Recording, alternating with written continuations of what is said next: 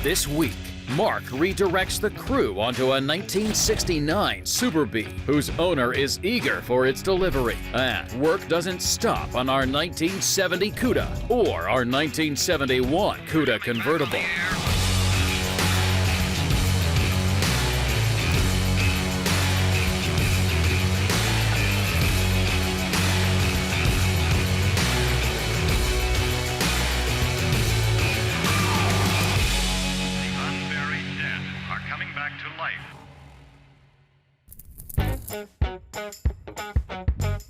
So recently, our 1969 and a half Dodge Super Bee, A12 446 pack, 4-speed, 410 Dana F6 green, got its final paint job from our old friend Will. But I want to take time, because Alyssa's working the QC department now, I want to show her just things to look for. But it's just the little minute things that if you don't fix them now, or if they exist and you let it slip out, that's where you have problems at. There are things on the engine that are already on there that are unique just to that engine, just to that year. So it's just more reaffirming with her. I'm hoping that kind of passion might rub off on Alyssa as we spend more time working on the drivetrain. We want to run that brand new engine for at least 15 minutes, break in the camshaft, number one. Two, look for anything that can happen, Murphy's Law, which is typically water leaks or an oil leak. You could have a remain seal leak, an oil pan leak, and the cam plug leaking. That's the time to fix it. I think just to be safe, I want to put it on the engine run stand, warm it up, give it its 15 to 20 minutes, look for any problems before we go to the next step of installing that drivetrain. This is all in the spirit of QCing a car from the minute it gets here to the minute it leaves. So right now you're looking at a car that looks beautiful. Just came out of the paint shop, theoretically. Should be perfect. No, there's no such thing as perfect, but I see that you've been around Dougie a lot. Dougie likes to finish people's sentences, what I was Just saying. hurry up and get there. I'm not slow like What do you the other want? people. Okay, quality.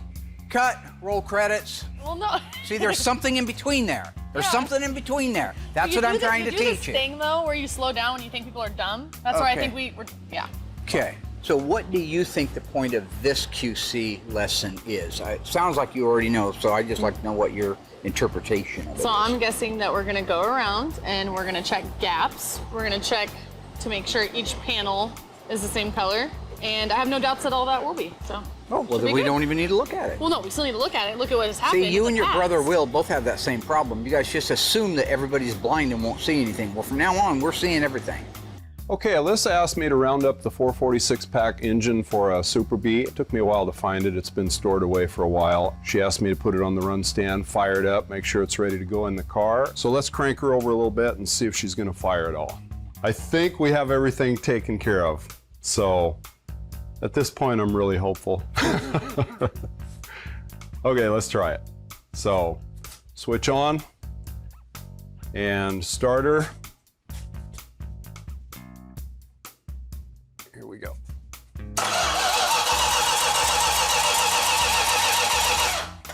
Okay, maybe just a little more fuel.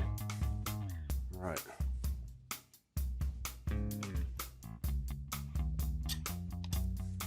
Okay.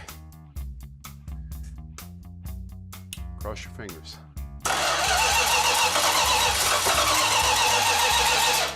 Not yet. My personal management skills, I don't follow the rules. Edit this! I don't conform. So I can't say, why don't you come over here and look at my rooster? No, no, no. All right, you're not gonna take and, I'm a square peg, you're not gonna put me in a round hole, okay? I do things my way. Yes, I believe that it's easier to ask for forgiveness than it is to ask for permission. Now, you might disagree with that at home, that's fine. You do things your way. But I've also built a business to where it's at right now as a 9th grade dropout from Springfield, Oregon. So that's my management skill. Are there gonna be some bumps and bruises and some casualties along the way? Yeah, all right? Nobody ever said it was going to be easy. I believe it was AC/DC who said it's a long way to the top if you want to rock and roll.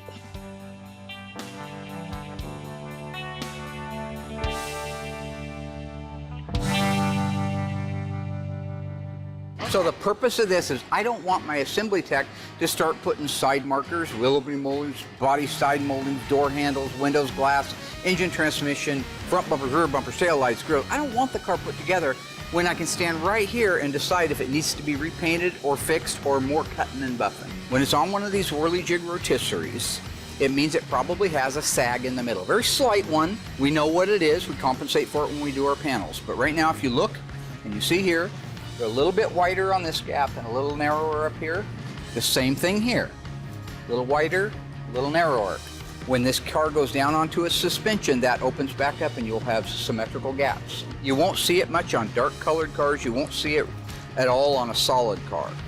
But your light blue metallics, your golds, your greens, your silvers, there's a phenomenon referred to as flop.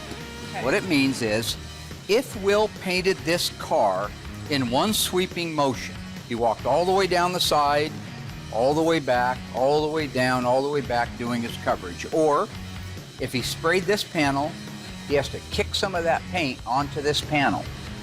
So he makes that motion like that, and then he kicks some paint on there. Then he comes back, kicks some paint on there. Kicks some paint.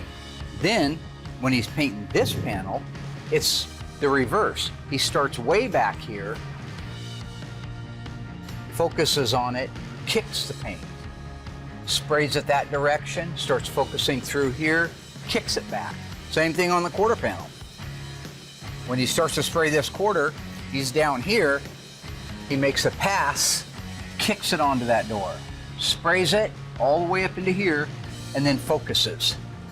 Back down here, kick it out. That way this panel, and this panel have a consistent base coat all the way down the side. Whether it was a metallic or a solid color, it was still an enamel paint single stage. That was before clear coat came out.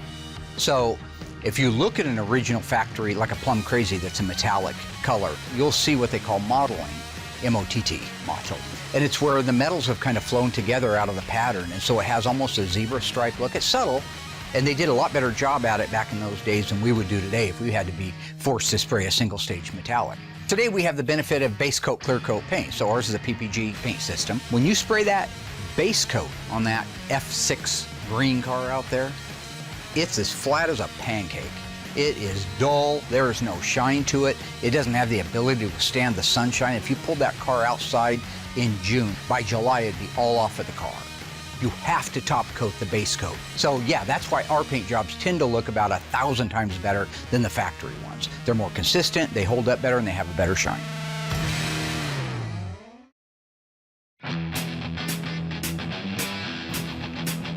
Hi everybody, Mark, Graveyard Carz, along with Cousin Dougie? Cousin Dougie, that's right. If you know the answer, just shoot it right I got out one. there. You got one right. We're here to answer your question for our Fan of the Week. Mr. Scott Nelson writes in, sounds more like I'm being put up to this, but it's okay. We got nothing to hide here. Whatever happened to the 1968 Dodge Charger 6-cylinder car, the Slant 6 car? Thank you for asking. That car right now is in our metal shop. It is getting a new floor, quarter panels, wheel houses, rear body panel, and rear cross member in it. Then it'll go over to the mudroom, get smoothed out, and then over to assembly after Will's done painting it. The engine and the transmission, they're done and ready to be final assembled. Ended up having a cracked block, but we managed to fix the cracked block. So there's your answer on what's happening with that car. Thanks for asking, Pete. Scott. See, I did that because Pete's the owner. He probably put Scott up to it. Dang. Anything you want to say, Dougie, before we sign off? Just look into that camera right there into the TV land. Yeah. That one right there? Yeah. Say goodbye, TV land. Goodbye, TV land. Bye, everybody.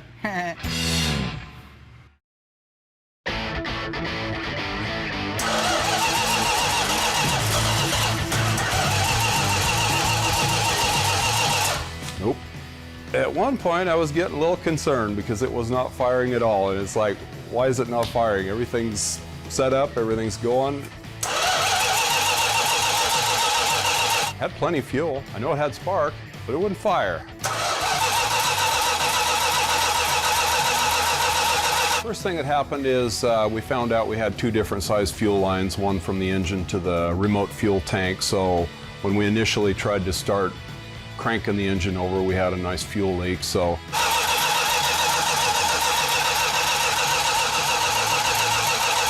and then there were some on the carburetors also that apparently didn't get completely tightened down. So we took care of all the fuel lines, got them all tightened down.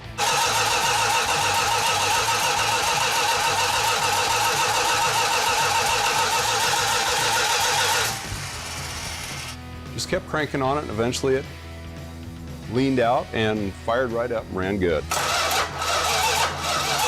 on, baby. Come on, baby. Come on, come on. Come on.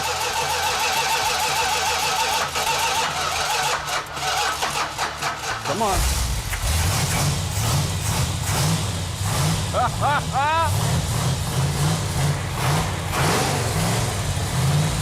It feels really good to hear that engine run.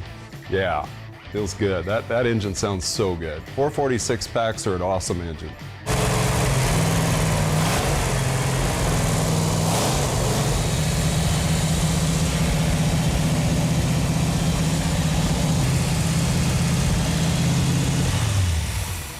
Okay, well, she runs.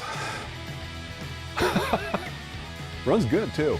Well, to me, the coolest thing about the 446 pack engine is, for Chrysler, this was the first time they used 3 two-barrels.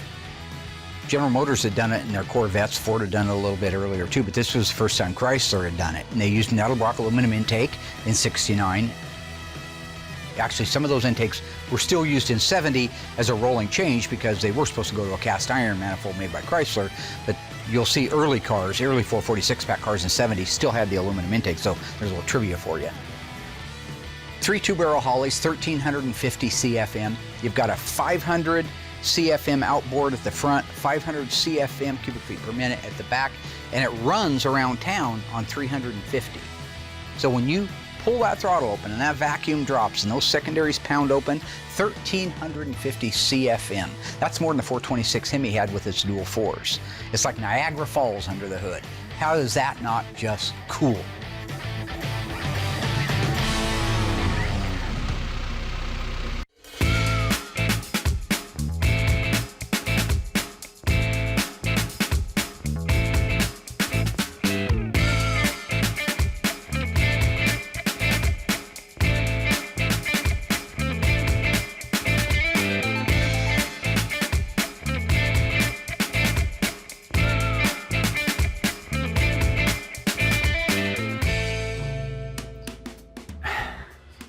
I mean, do you like it?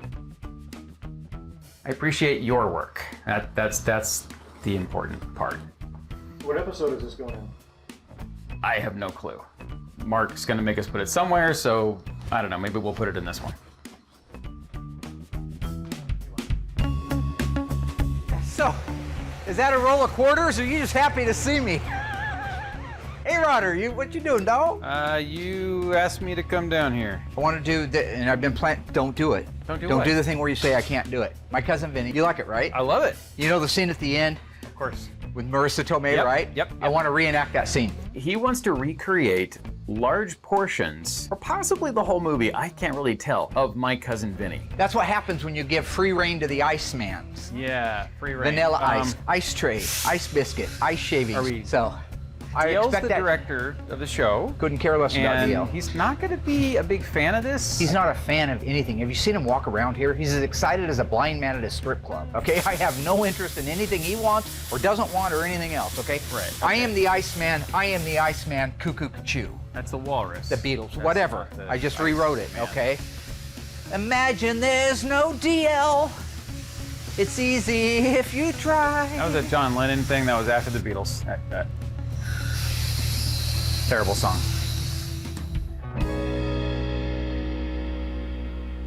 Right now I'm working with Alyssa on the fine points to look for on a completed paint job before it can go onto the lift and start being assembled. So you stand here and see if the door looks like any different shade than the quarter panel. No. The only thing that I see is because the light hits it, so it looks like it has a highlight across the top. That's really beautiful, but it looks even. Right. I mean, Stand straight on and look at it. okay, Does look. the door match the quarter? Yes. Okay. Take a look at your gaps here where your door, this may seem wide. I've seen these gaps all over the place. There may be a fine last minute adjustment once we put the hood on it.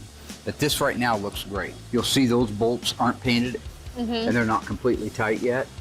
We'll do that last minute adjustment once the hood is on there. Okay. You also on these cars have a grille support that has to go in at the same time. It goes in here between these 2 points and it gets painted body color. So all that's your last minute. Once it's off a whirly jig, we can start working on it. But to me, I think that all looks very adjustable.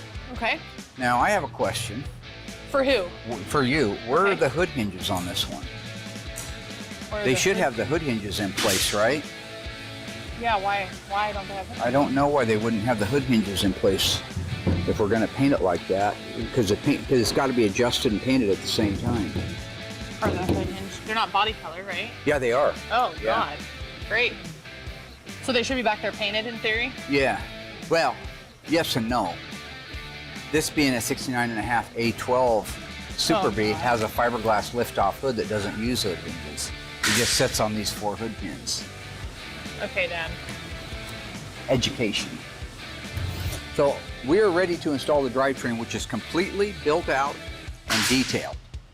So I want to go get that from the Little Red Rooster, Cousin Dougie. I want to get him to get the engine, transmission, rear end on the cart over here so we can get ready to install it. But I also want to show you a lot of the things that are on that drivetrain that make it really unique to the 69.5 A12 6-pack cars. Oh, that's awesome. So while Alyssa and I are wrapping up the QC on the paint for the Super B, Doug, Cousin Dougie, Cousin Duct Tape I call him, is moving over the drivetrain. It's on an assembly cart already. He's going to get it moved around over here in front of the car. There's some unique things on it I want to point out to her before we round up the troops and install the drivetrain.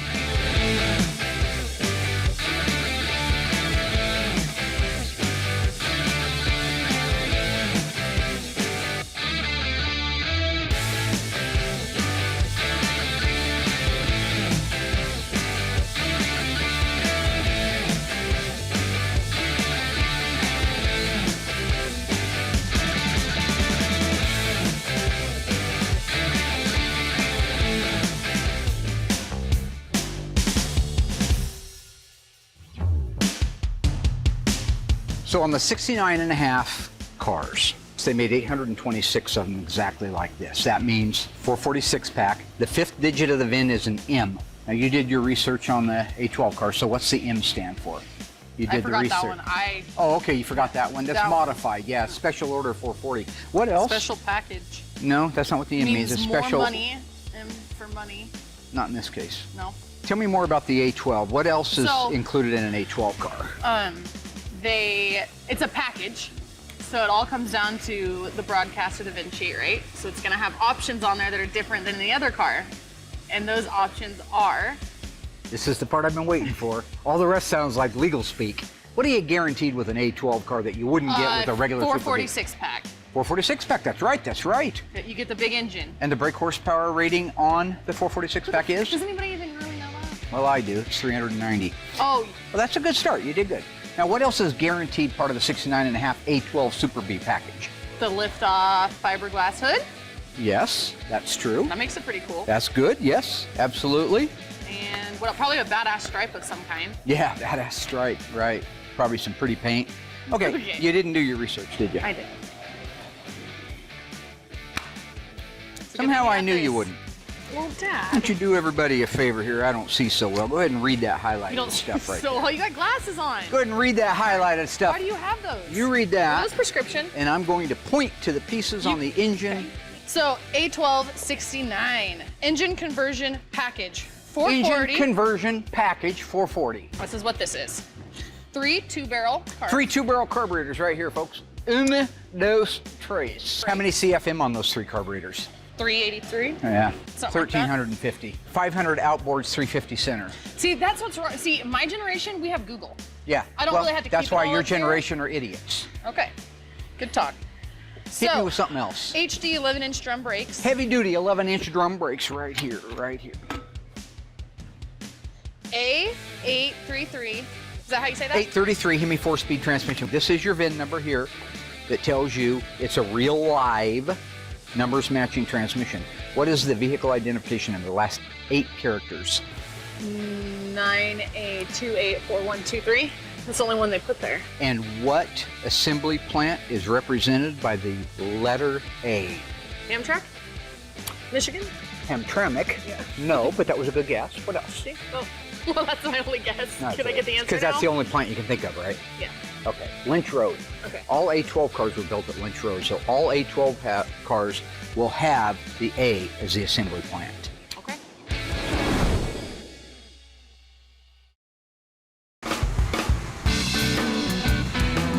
So. Okay, another thing to show you right here, take a look along here. So here's your fuel pump. This is a replica of the original fuel pump. So this pump, just like the rest of the engine, was painted orange. That's why it's orange. The fuel comes out of it through this line up into this hose, which is a KV hose. This is a replica of the original factory hose. Again, got it from our friends at OER. The correct clamps goes into this fuel vapor separator. So fuel goes in here, comes out the top, goes up this line and into these carburetors. This one here is a return line. It's a 1/4 inch and it goes all the way back to the fuel tank. And any fuel that it doesn't need coming out of this, it sends back to the tank. It's an early version of recycling. You see these numbers here? Yeah. That's the part number, that's the date code. This is a correct replica of the original fan belt from 1969. That's the kind of detail we go into here. That's crazy. Okay, you got the correct heater hoses. You'll notice the ribs on the top of it, just like the other one. That's how you know they're originals. Correct radiator hose, upper, with the part number on it. Boom, bada bing. 26-inch maximum cooling radiator. That will be mounted into the car. It's an 054 in case you're wondering, last 3 digits of the part number. Thank you. I was wondering. Non-gloss black fiberglass hood panel with functional air scoop. Out in the That's body cool. shop. It is one big air scoop. And it happens to go on this air cleaner right here, He's insane. which you'll only see this on the 69.5 A12 cars. So you can see the holes here for the carburetors. The studs come up through this. And the way that it works, there's a drain tube port here, Oh, okay. and a drain tube port here, and another one up here, and none up here. So this trough, when it fills with water on a rainy day, which it would, will drain instead of getting the filament wet. The hood is made of fiberglass and it has a huge opening in the front and a scoop. The bottom of it's cut out. So that scoop lets air go into it. This seals against the bottom of the hood. So all that cold air coming in comes right in here to this. Because cold air burns better than hot air. If you've ever been in a car that performs better in the morning than it does in the late afternoon on a summer's day, it's because the air is more dense and it's cooler. So, and these are the correct decals for it. You have your special instructions, which is 69.5 only special instructions. You should take a picture of that so you know what it looks like. And this is the do not wash your oil. Okay. Okay, what else you got? Oh my God. Talk to me, Moon Trisket. If you can remember some of that stuff, it'll be great down the road. Or keep this book in my back pocket, right? Yeah, but why would you want to do that when that's a problem with the kids today? You guys just want to Google something, you want to pick it up in a book. You get dropped behind enemy lines in Vietnam and they're going to blow your brains out First like of all, in Rambo. I'm not gonna get dropped in Vietnam. Because you don't know what the Ever. That's alphanumeric not code gonna is for a happen. thermoscussion clutch fan. Guess what? You're in Rambo 8.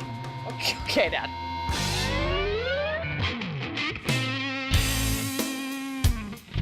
Just another item that we're stocking now at the shop because so many people request it and it's a high moving item are the Krieger wheels. Of course, I grew up on them. It's not hard to convince me to have to stock something I love that much. So I've asked Doug to go out there and to get me 2 15x8 and 2 15x7 wheels. So we're putting the BF Goodrich TA radials on it because that's what it had back in the day, and the 15.8 and 15.7 rims. It's gonna look beautiful.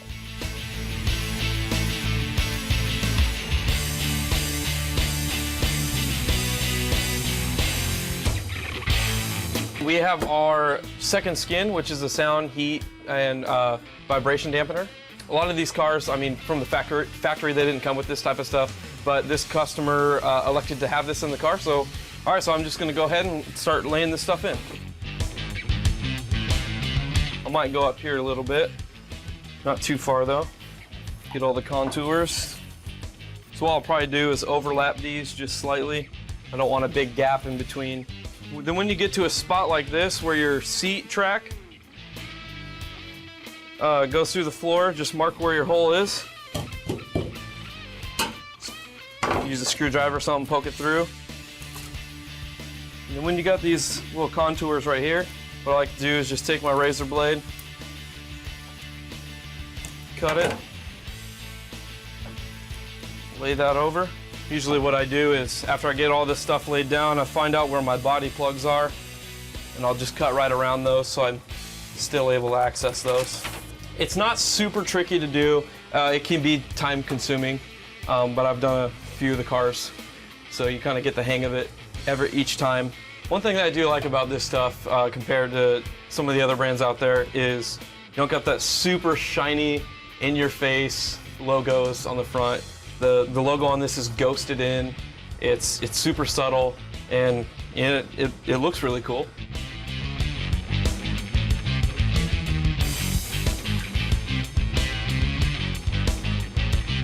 Now, when I was growing up, I don't honestly remember having a set of Krager's. Well, I did on I bought it was a 74 Satellite Sebring from J.L. Morgan Motors. Had the right fender and the right door caved in on it. I bought it for $300, but it had these beautiful Krager 5-spokes. It made the car. The car was red and white. But my Charger, I had old ET style 5-slot mags. Guys at home know what those are. And I had Magnum 500s when I first bought it. But I know I've owned a few sets when I was a kid. I just don't remember all the cars they were on.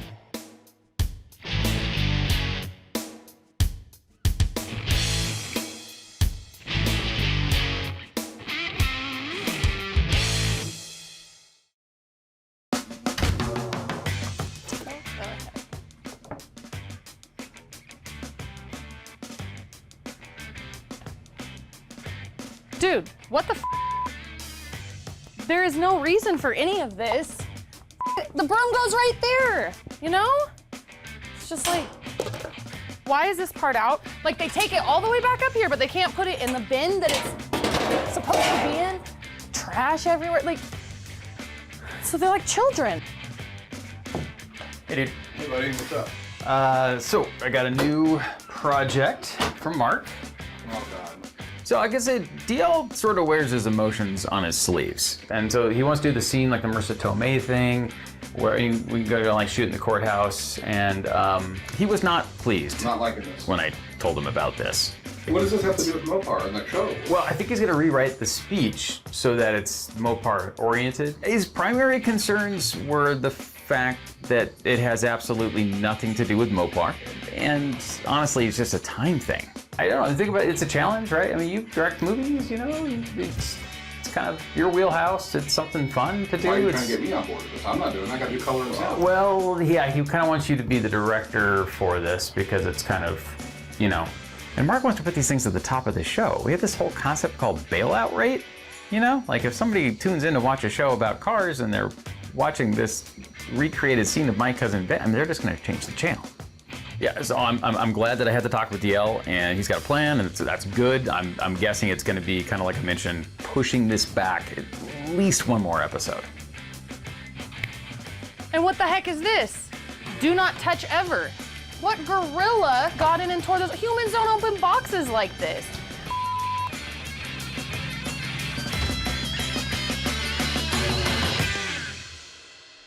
Okay, ready to go.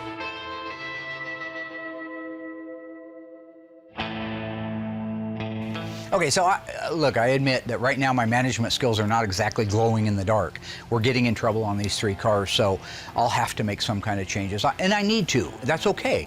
I accept that. That's how we grow. That's how we learn.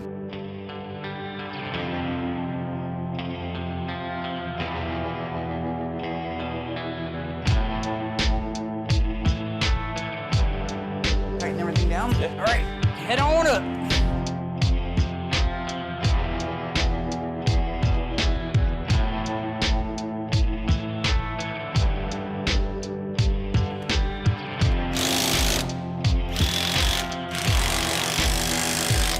Let's put the upper control arms in. What do you think?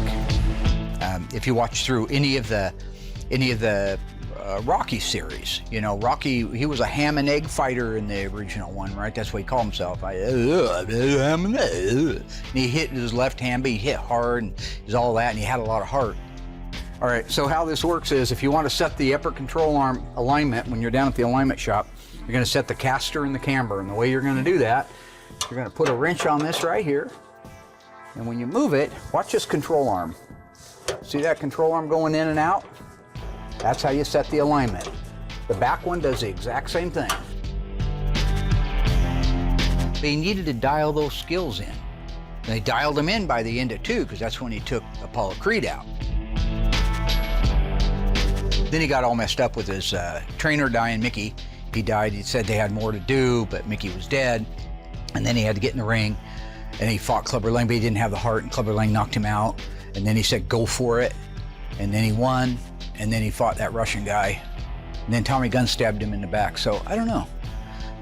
What's the question now? I like people to be kind of like a Swiss Army knife, to be able to do everything, right? I mean, if something were to happen and you were to lose all your metal guys one week, maybe they all had the flu or something, or they got hurt, but you can't bring that department to a halt. So you could go over and get the mud guys because you've spent time with them. That's what we're doing with like the assembly guy. We're taking time for him to learn how to put the chrome and the trim and the exterior pieces on, but then shift gears immediately, go over to the book and find out where the assembly line markings go on this car. Switch gears again, go back over and find out what's the 69.5 Super B supposed to look like, which exhaust on it. Because if we had 20 of those guys right here that were well-rounded, that could do anything, we could put out 13, 14 cars a year with no trouble. Actually, I'm gonna take that back. If we had 20 guys like that, I think we could put 20 cars a year out.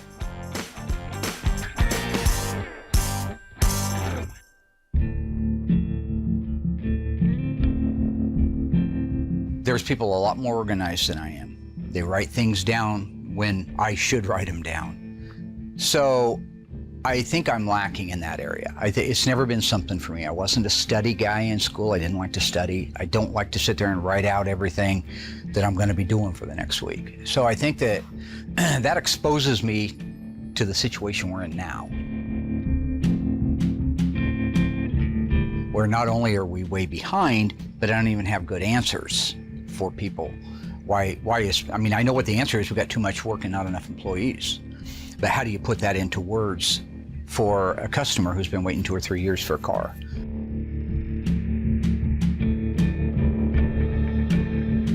One thing I do is I keep my nose down to the grindstone and I don't give up. So there's that. That's the other side of Mark Worman. There's the side that should be doing a lot differently or better, or could, but then there's the one where we'll never stop until we get there. When I have a problem with a car, if it doesn't run right, if it misses, I always take a very analytical point of view of that, because I found a good friend of mine, Jim Zabrowski, worked with him back in the 80s over at the Lincoln Mercury dealership. He had a car that wouldn't run right. He wasn't in there twisting wrenches, ordering parts or anything. He stood back with his stupid little thermos and his poisoned cup of coffee and his cigarette, and he'd just look at the car, and that's what he'd do. It drove me crazy. He'd stare at it and he'd smoke his cigarette, and that first move he made on it was the right move. He'd thought everything else out. He'd ruled it out. So it is easier to ask for forgiveness than it is to ask for permission, another one of my downsides. But I will stick with it and figure out what we need to change. And if it's a million things that need to be changed over the next 5 years, I'll make those changes.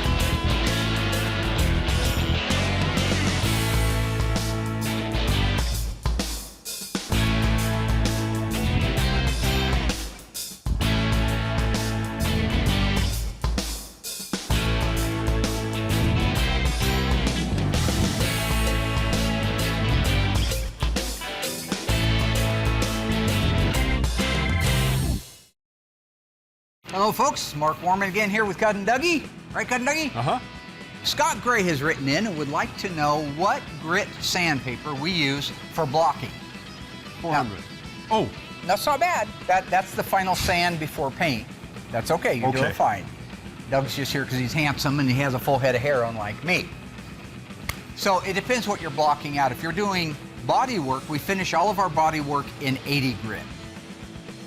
Then it goes over to the paint shop. Will does the primer on it, comes back, and they begin with 120.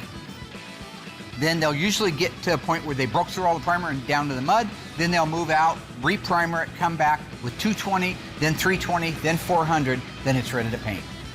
I got one. Hey, you did good. 400 was the final right before paint. Yeah, Yes. that's Dougie. Yeah. You want to say hi again or I'm bye learning. or anything? Yeah, hi again. Hey, it's Dougie. Yeah. Top fan of the week. If you want to be the top fan of the week, post your questions here on Facebook. We'll answer the guy who or girl who has the best. No. Not So if you want to be the fan of the week and have your question answered, go to graveyardcars.com, post it there, or over on our Facebook page. Maybe you'll get lucky, right? Or you feel lucky, punk? Name of the movie. And cut.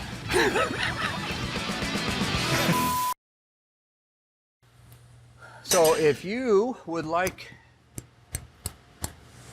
to install the upper control arms into the spindles, I will go get my daughter and I'm going to have her help me get the wheels and tires over here. Krieger SS's, in case you're wondering. That's what he had on it when his dad had this car back in the early 70s, the owner's dad, and he put Kriegers on it. So while every other car at the show is going to have the boring 15x6 wheels on it with the chrome lug nuts and the red lines, this is actually going to have day 2 stuff, Kriegers, so the best. Do you like me? Oh. What? You're going to work on that? Okay.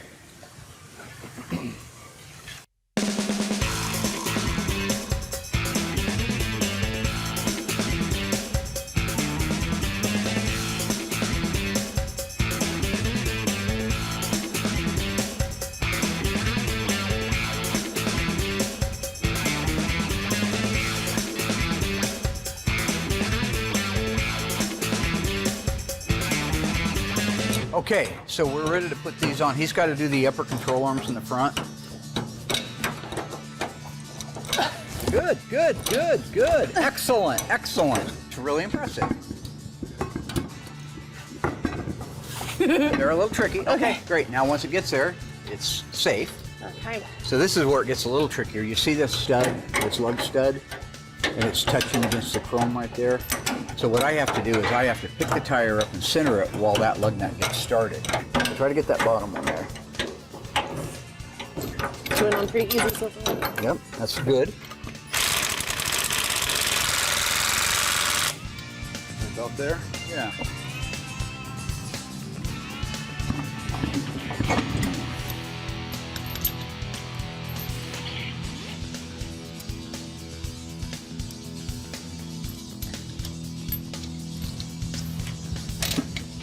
That's okay. Great. Okay. Wonderful.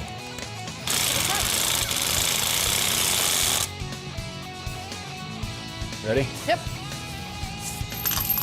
Okay. Okay.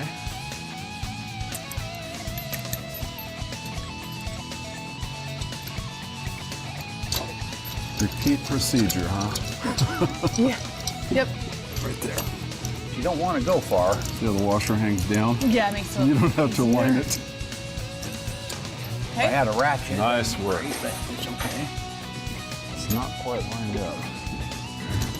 Does that make it better? Yep, there we go. So always one of my favorite parts of a build is installing the drivetrain because it becomes a car. It goes from an empty shell, no matter how pretty it is, to a real car with wheels and tires on it and it can roll. Now all of a sudden you say, wow, that's a car. So I'm very proud of the fact that we were able to pull together this week, get so many things done, but mostly without any damage or problems, install the drivetrain in our 69.5 Super B, because that guy back in New York that's been waiting so patiently for so long is going to just be thrilled when I roll that thing forward, take pictures of it sitting there on those Krieger wheels with the BF Goodriches, all setting at ride height. It's going to make his day. And if it makes his day, it makes my day. Look at that looking beautiful. Wow. Look at that. So what are we doing? Looking at how cool this is? Yeah, let's get those pods up underneath it and roll that thing forward so we can get a gander at it. That looks wicked. I like it.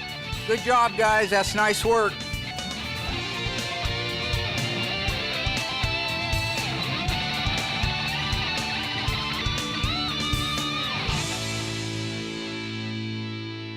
Everybody did a great job this week. Love working with Cousin Dougie. He got the engine running on the engine run stand, and that's a great thing to know that that thing's been sitting for 2 years since it was built, and it's perfect. So that allowed us to be able to put it in the car. The wheels and tires he mounted up, just gorgeous. They balanced to 0, which is very, very important.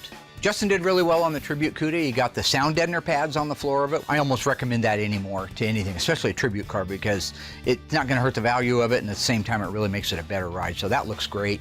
He also got the undercarriage markings done, all the assembly line stuff, the stuff, that cool stuff, the fun stuff that's in the books. And I'm looking forward to working with Alyssa, because I'm gonna bring her out and have her QC his work.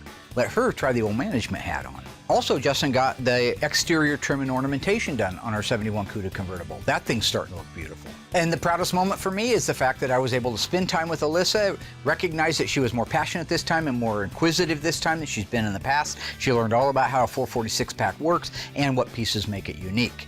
The team pulled together in a nice time crunch type of thing and got that drivetrain installed with no casualties. And now our 69.5 446 pack 4-speed Super B is a rolling car. That's a good week. So I guess if you look at my management skills, could they use a little bit of tweaking? Sure. Some people at home probably think, oh yeah, he's a lot more than that. But the fact is, look at how it worked out. Okay, that's why I'm where I'm at. You push that edge, you push people, you push them, you push harder than you've ever pushed anything in your life. And at the end of the day, one of two things is gonna happen. The guy's gonna flop dead, which is unfortunate, get him out and get some fresh meat in here, or he rises to the occasion.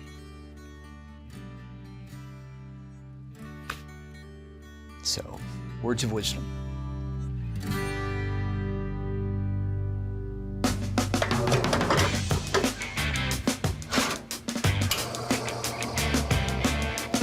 The coffee machine is in desperate need of repair. And to make matters worse, just as I'm discovering all of this, Will walks in and he wants some coffee. Oh, good. Coffee's going. Let's grab a seat. Do you guys actually use this thing? I'm sorry, what? Do you actually use this? Yeah, every morning. Like, this thing hasn't been cleaned in, I mean, I haven't been down here in a couple of months, but... I have a sensing attitude. Talk to Aaron.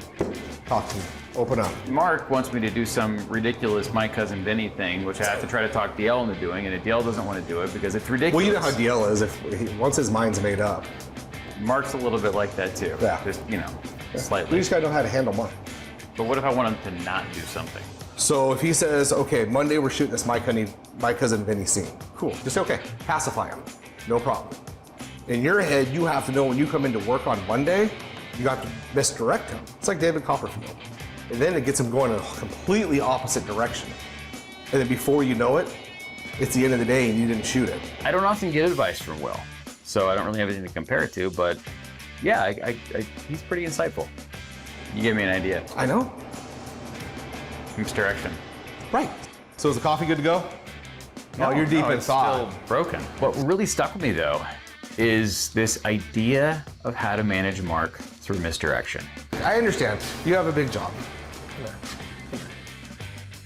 The hug was unexpected.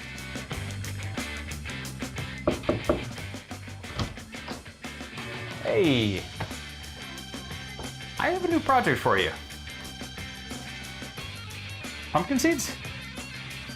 You got a splash. Ah. What are we talking?